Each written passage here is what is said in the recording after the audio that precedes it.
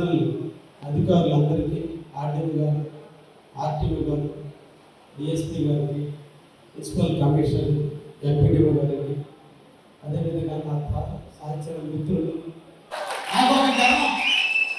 నాకొక గర్వం కావుల్లో ఆటో డ్రైవర్ల మీద ఏ ఒక్క రోజు కూడా ఒకరిని, ఒక ఆడపిల్లని ఇబ్బంది పెట్టినట్టు కానీ, ఒక బ్యాగ్ దొంగలించినట్టు కానీ, ఒక ఇబ్బంది పెట్టినట్టు కానీ ఎక్కడా లేకుండా ఈ కావాలని నేను కాపలాసుకుంటున్నాను అనుకుంటుంటే అప్పుడప్పుడు, కానీ మీరు కూడా కాపలా కాస్తున్నారు.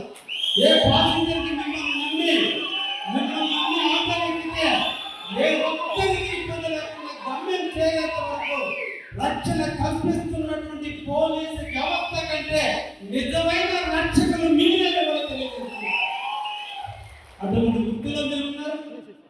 మీరు మీ కాళ్ళ మీద నిలబడ్డారు, ఒక యంత్రాన్ని నమ్ముకున్నారు. ఆ యంత్రం మీద ఒక రోజు వ్యాపారం జరగచ్చు, జరిగినా జరగకపోయినా ఎదురు చూస్తూ ఎన్ని గంటల పాటైనా నిరీక్షించి వాళ్ళని గమ్యం చేయనంత వరకు మీరు కాపలా కాచుకుంటూ మీరు రోజుకు 1000 రూపాయలు సంపాదించి దాంట్లో మీ కుటుంబాన్ని పోషించుకుంటూ మీరందరూ కూడా నిజాయితీగా మీ బిడ్డలు చదివించుకోవడానికి, మీరు పడ్డ కష్టాలు మీ బిడ్డలు పడకూడదని, మీరు పడేటువంటి సమస్యలు మీ భవిష్యత్తులో మీ బిడ్డలు ఆ విధమైన పరిస్థితి రాకుండా ఉండడం కోసం మీరందరూ కూడా ఒక మంచి వృత్తిని ఎన్నుకొని మీ కాళ్ళ మీద మీరు నిలబడి మీరు పనిచేస్తుంటే మీకు తోడుగా, అండగా, నీడగా ఉండటం కావలి ఎమ్మెల్యేగా నా బాధ్యత. కాబట్టి నేను కావలి ఎమ్మెల్యేగా అయిన వెంటనే మొట్టమొదటి నేను పోలీస్ డిపార్ట్మెంట్ వారితో మాట్లాడినటువంటి ఏకైక వాక్యం, 1 రైతులకు సంబంధించిన ట్రాక్టర్లు, 2 ఆటో డ్రైవర్లు దయించి తాగుంటే తప్ప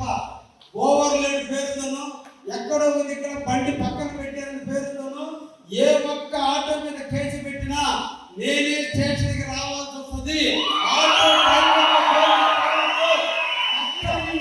వ్యక్తులు ఒకటే, తాగుంటే కేసు కట్టండి, లైసెన్స్ లేకపోతే కేసు కట్టండి తప్ప ఓవర్లోడ్ పేరుతో, హారన్ కొట్టాడని పేరుతో, రోడ్డు పక్క పెట్టాడని పేరుతో ఏ ఒక్క ఆటో బండి కూడా ఇబ్బంది పెట్టొద్దని చెప్పా. అదృష్టం కొద్ది నాకున్న పోలీస్ అధికారులు కూడా ఈ రోజు వరకు నాకు తెలిసి మిమ్మల్ని ఏ రోజు కూడా దొంగతనాల రూపంలో కేసులు కట్టలేదు అనే విషయాన్ని కూడా మీకు గర్వంగా కూడా నేను తెలియజేస్తున్నాను. ఇది నా ముఖ్య కర్తవ్యం. మీరు కూడా మీ మీద ఒక కుటుంబం కాదు ఆధారపడి ఉండేది.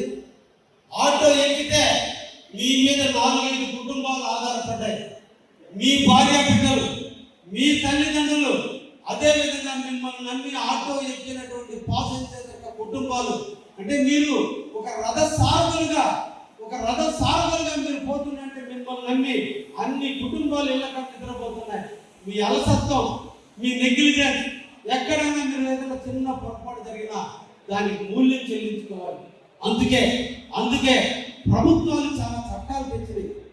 అనుకోని పరిస్థితుల్లో ఇంటి యజమాని ఏదైనా జరగకూడదు జరిగిన పరిస్థితుల్లో ఇదైతే కనీసం వాళ్ళకి ఆర్థిక సహాయం చేయాలంటే కంపల్సరీగా కూడా వెహికల్ ఇన్సూరెన్స్ ఉండాలనే ఒక చట్టాన్ని తీసుకొచ్చారు. ఆ ఇన్సూరెన్స్ డబ్బులు కట్టేటప్పుడు మీరు అలసత్వం చేస్తే అలసత్వం మన కుటుంబ జీవితాల పాలన శాపం అవుతుంది. మనం పోయినా మన బిడ్డలు, మన భార్య ధైర్యంగా నివసించాలి, నమ్మకంతో బతకాలి. కాబట్టి మనం ఎప్పుడు కూడా నెగ్లిజెన్స్కి తావలేకుండా 1 లైసెన్స్ని, 2 ఇన్సూరెన్స్ని బండికి తప్పకుండా ఉండేటట్టు మీరు అందరూ కూడా చూడండి. మీ ఎఫ్సీలు ప్రైవేట్ ఏజెన్సీలకు ఇస్తే కృష్ణపట్నం పోర్టు ఏరియాలో మీకు అందరూ కూడా ఎఫ్సీలు చేస్తున్నటువంటి వైలు కూడా ఈరోజు మేము గుర్తించాం. తప్పకుండా దాన్ని ప్రభుత్వం దృష్టికి తీసుకెళ్ళి ఎక్కడ ఆర్టీఓ ఆఫీస్ ఉంటుందో ఆ ప్రాంతంలో చేసేదానికి కూడా already transport minister Ramprasad Reddy మాట్లాడాను. ఇది సీఎం గారితో కూడా మాట్లాడుతూ ఉన్నారు. నిన్నటి బహుశా క్యాబినెట్ లో కూడా దీని చర్చలు జరిగి ఉండే. వీలైనంత వరకు నేను ముఖ్యమంత్రితో కూడా మాట్లాడి మనకి కావాలని ఆర్టీఓ ఆఫీస్ ఉంది కాబట్టి ఇక్కడికే నెలకు 2 సార్లు అట్లా ఎఫ్సీ చేసేటట్టుగా ఏదో విధంగా ఉన్నట్టు గైడ్లైన్స్ అనుసంధానం చేసి తప్పకుండా దాన్ని చేసేటట్టుగా కూడా చేస్తానని కూడా మీకు అందరికీ కూడా మాటిస్తున్నా. ఈ రోజున అభివృద్ధి ప్రధానమైనటువంటి శ్రీ నారా చంద్రబాబు గారి నాయకత్వం, కేంద్రంలో మోడీ గారి నాయకత్వం, పవన్ కళ్యాణ్ గారి ఆశీస్సులు, ఈ రోజు ముగ్గురు తలగలిపితే బ్రహ్మ విష్ణు పరమేశ్వరులుగా ముగ్గురు త్రిమూర్తులు అవతారం పెట్టి మనందరినీ కాపాడుకోవడానికి ఈ రాష్ట్రాన్ని అభివృద్ధి పదంలో నడిపేదానికి నిరంతరం కూడా 76 సంవత్సరాల యువకుడైనటువంటి చంద్రబాబు నాయుడు 25 సంవత్సరాల యువకుడి కంటే కూడా కష్టపడుతున్నాడు అంటే అది మన కోసం, మన బిడ్డల భవిష్యత్తు కోసం, మన రాష్ట్రం కోసం, మన రాష్ట్ర అభివృద్ధి కోసం పడుతున్నాడు విషయాన్ని మనందరూ కూడా గుర్తుపెట్టుకోవాలి. ఈ రోజున రాష్ట్రం ఆర్థికంగా బాగా వెనుకబడిపోయింది. దాదాపు 10 లక్షల కోట్ల రూపాయల అప్పులు, వడ్డీలు కట్టలేని పరిస్థితి.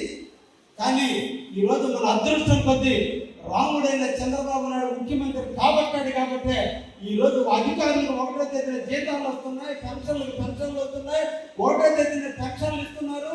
ఈ రోజున సూపర్ 6 లో పెట్టినటువంటి ప్రతి పథకాన్ని కూడా ప్రభుత్వం ఈ రోజు అమలు చేస్తూ ఒకవైపున సంక్షేమాన్ని, ఇంకొక వైపున అభివృద్ధిని రెండింటినీ కూడా ఈ రోజు సమపాలనలో తెలుగులో ఫాస్టెస్ట్ న్యూస్ ఇప్పుడు కొత్త అవతారంలో 5 సెకండ్లోనే పూర్తి వార్తా సమాచారం మీ చేతిలో. సోషల్ మీడియా ట్రెండ్స్ మీ కళ్ళ ముందుకే live TV and voice search ఆప్షన్స్తో ఇప్పుడే డౌన్లోడ్ చేయండి. యాప్ లింక్ డిస్క్రిప్షన్లో ఉంది.